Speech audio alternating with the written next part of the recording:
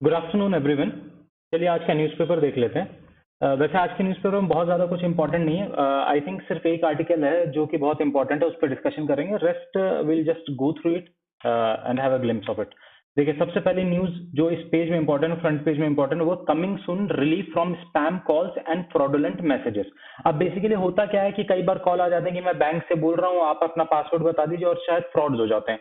उन चीज़ों को कॉग्निजेंस में लेते हुए गवर्नमेंट ने ये बोला कि हर कॉल या मैसेज जो आ रहा है वो किसके थ्रू आ रहा है, वो चीज जो है आपका इंटरनेट या टेलीकॉम सर्विस प्रोवाइडर जो है प्रोवाइड करवाए। ठीक है, यहाँ पर देखिए एक बात कही है इन्होंने कि every one who is getting call has right to know who is calling. ठीक है, अब यहाँ पर इन्होंने ये कहा है कि सिर्फ और सिर्फ नॉर्मल कॉल और मैसेजेस के लिए नहीं, जो आपका व्हाट्सएप से कॉल आ जाता है या जूम कॉल से कॉल आ जाता है या फेस टाइम से कॉल आ जाता है, सब में आपको नाम देना पड़ेगा। तो बेसिकली क्या है कि एक सेंट्रलाइज्ड ट्रू कॉलर की बात कर रहे हैं, मतलब ट्रू कॉलर का धंधा बंद। चलिए नेक्स्ट देखते हैं। ठीक है, इस पेज में इतना ही इंपॉर्टेंट है। ठीक है, अब नेक्स्ट देखते हैं।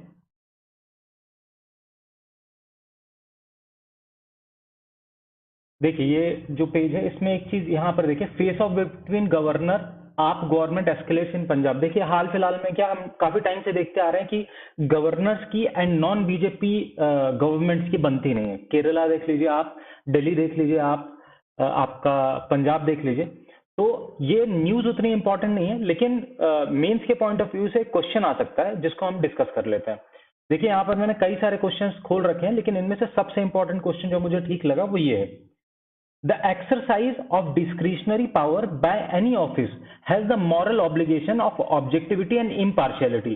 However, the powers bestowed in the office of the governor are often mired with controversy. Analyze. एक तो ये क्वेश्चन हो गया। ठीक है, चलिए और एक दो देख लेते हैं। A governor should be discharging her duty in accordance with the spirit of the constitution, not just be an agent of the center.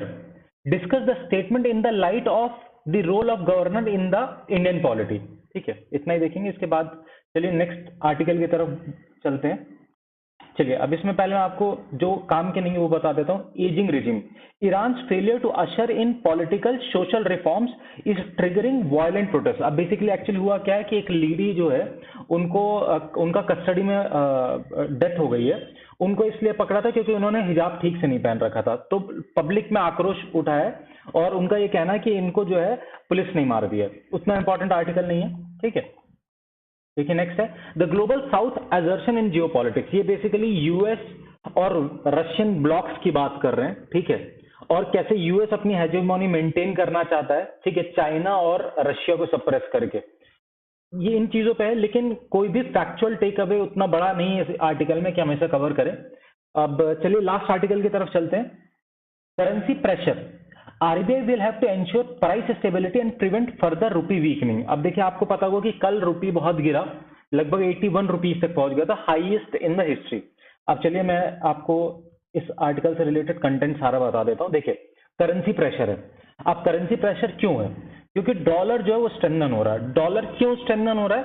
क्योंकि फेड जो है उन्होंने इंटरेस्ट रेट बढ़ाए हैं। कितने से बढ़ाए हैं? 75 बेसिस पॉइंट से। इससे क्या मार्केट में सिग्नल जा रहा है कि जो फेड है वो भी इन्फ्लेशन को कम करना चाह रहा है। अब रूपी की सिचुएशन देखते हैं। रूपी जो 81 रुपीज तक चला गया। जो स्लाइड है वो फर्स्ट टाइम इतना नीचे तक गिरा। अब इसको रोकने के लिए आरबीआई इंटरवीन होता है, आरबीआई इंटरवीन हो रहा। अब अगर हम देखें तो लास्ट 16 सितंबर 2021 से अभी तक की अगर सिचुएशन देखें तो आरबीआई जब भी इंटरवीन होता है तो उससे क्या प्रॉब्लम्स होती हैं? हमारा जो फॉरेक्स जो है वो श्रंक कर गया। कितने से? 94 बिलियन से।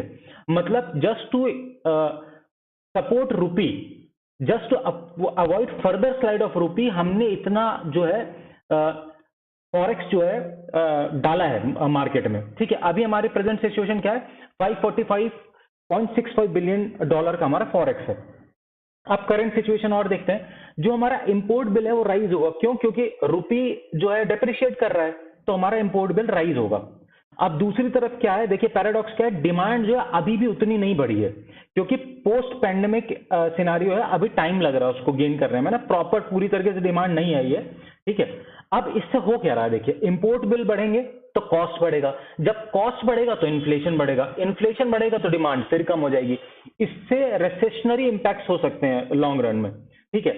अब देखिए, अब जो डेप्रिसिएशन है रुपी का, उस पर बात करते हैं। इन 2022 में जो रुपी का डेप्रिसिएशन है वो ऑलमोस्ट 8% तक हुआ है, जो कि स्टार्ट हुआ था फरवरी में विथ रशिया यूक्रेन वॉर। अब प्रेजेंट इश्यू समझते हैं। अभी प्रेजेंट इश्यू क्या है, जो एफआईआईज हैं जिन्होंने स्टॉक और डेट में इन्वेस्टमेंट कर रखा था, वो अब पैसे अपने निकाल रहे हैं, ठीक है। लास्ट 2 सेशन में बहुत ज्यादा सेल किया है, और 2022 में अगर बात करें तो ऑलमोस्ट 20.6 बिलियन पैसे जो है वो निकाल चुके हैं एफआईआई स्टॉक और डेट में से। अब देखिए, हमारा जो ओवरऑल जो फॉरेक्स है वो 545 का, जिसमें से अगर 20.6 कंपेयर किया जाए तो ऑलमोस्ट 4% है, which is not a small number.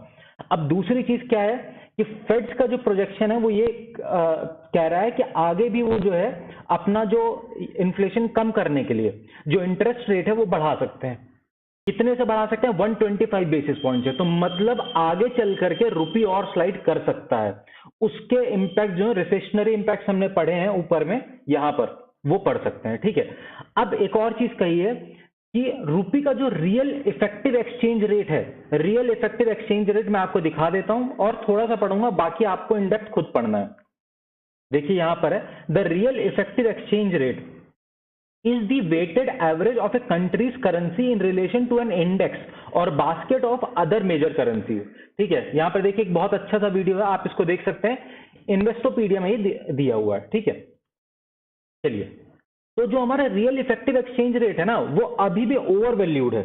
इसका मतलब ये है there is a scope of further depreciation of the Indian currency. तो इन सब सिनारियोज में आरबीआई को क्या क्या प्रॉब्लम फेस करनी पड़ेगी आगे जो पॉलिसी मेजर्स लेना है उसको। पहली चीज कि प्राइस स्टेबिलिटी इंश्योर करनी है, ठीक है, कि इन्फ्लेशन और ज्यादा ना बढ़े, लेकिन साथ साथ में ग्रोथ चोक नहीं होनी चाहिए। क्यों? क्योंकि यहां पर जैसे हमने पढ़ा कि डिमांड कम है, इन्फ्लेशन अगर बढ़ेगा तो डिमांड कम हो जाएगी। तो प्राइस स्टेबिलिटी बहुत जरूरी है, लेकिन डिमांड चोक नहीं होनी चाहिए। दूसरी चीज क्या है कि इंश्योर करना है कि रुपी जो है बहुत ज्यादा तेजी से नीचे ना गिर जाए, ठीक है। इन चीजों को मद्देनजर से फ्रेम करनी पड़ेगी। चलिए, आज के न्यूज़पेपर में बस इतना ही इंपॉर्टेंट था। कल फिर मिलेंगे गाइस।